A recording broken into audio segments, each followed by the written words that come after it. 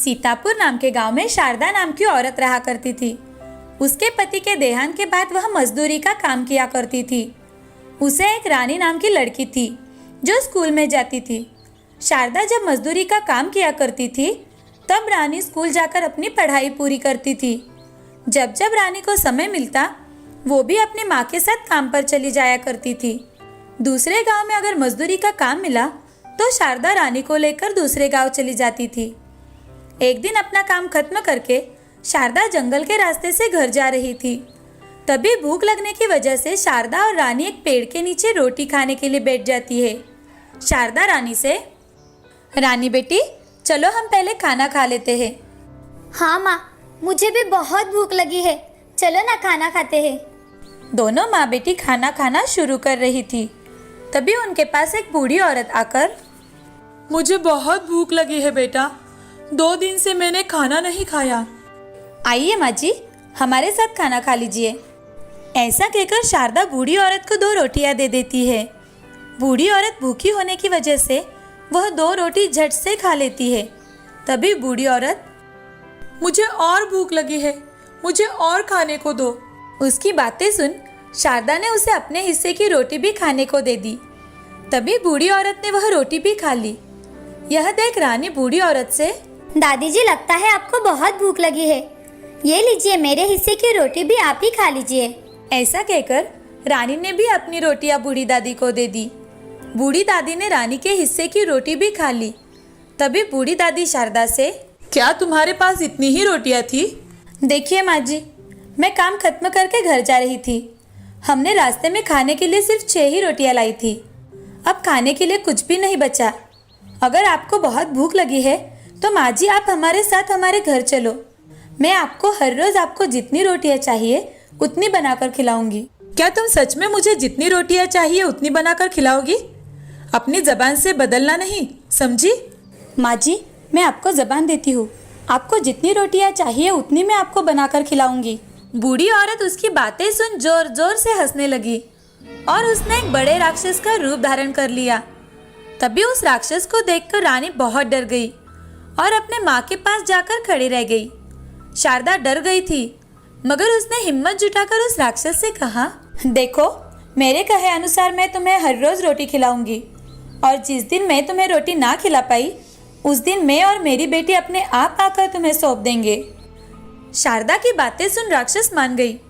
शारदा और रानी अपने गांव लौट गए। तभी रानी शारदा से, माँ तुमने बड़ी खूबी से उस राक्षस से हम दोनों को छुड़ा लिया। नहीं बेटी, मैंने उस राक्षस से झूठ नहीं बोला। मैं सच में कल से उसे रोटियां बनाकर लेकर जाऊंगी। मैंने उसे वचन दिया है। ठीक है माँ। दूसरे दिन शारदा ढेर सारी रोटियां बनाकर एक टोकरी में भरने लगी। रानी ने भी उसकी मदद कर दी और वो दोनों टोकरी उठाकर जंगल में लेकर गए। वहाँ राक्षस शारदा से, वाह क्या खुशबू है, कहाँ है मेरी रोटियां? लाओ जल्दी दो, मुझे बहुत भूख लगी है।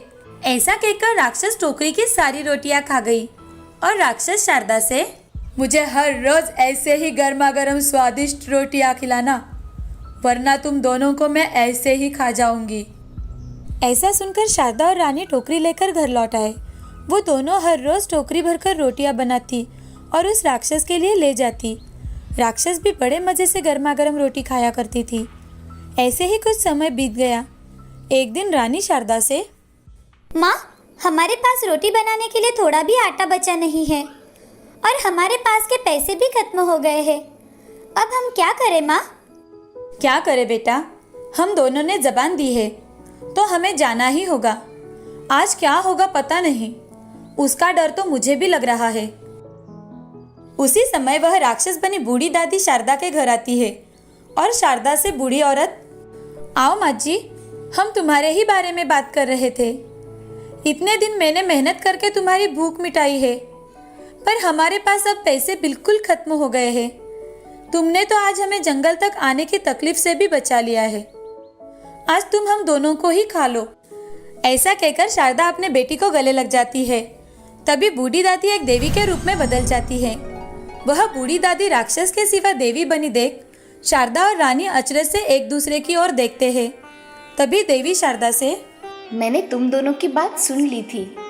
जब मैंने तुम दोनों को जंगल में देखा था तब तुम दोनों ने अपने पास की रोटी तो दी थी और अपने हिस्से की रोटी भी मुझे दे दी। मैं तुम दोनों की परीक्षा ले रही थी। मैं परीक्षा लेने के लिए राक्षस में बदल गई और तुमने मुझे एक दिन भी नहीं कोसा और हर रोज अपने किए वादे के मुताबिक मुझे रोटी खिलाती रही। इससे मैं बहुत प्रसन्न हो गई हूँ। मैंने तुम दोनों जैसा नेक इंसान आज तक नहीं देखा। तुमने मुझे खाना खिलाकर संतुष्ट किया। आज से तुम्हें किसी भी चीज की कमी नहीं होगी। ऐसा कहकर देवी माँ ने हीरे, पैसे, सोने के सिक्कों का ढेर बना दिया। शारदा और रानी तो ये देखकर हैरान हो जाते हैं। तभी देवी शारदा से, तुम अब अपनी पूरी जिंदगी अच्छी तरह से गुजार सकती हो और हाँ, तुम्हारे ऊपर मैं एक और बड़ी जिम्मेदारी डालने वाली हूँ।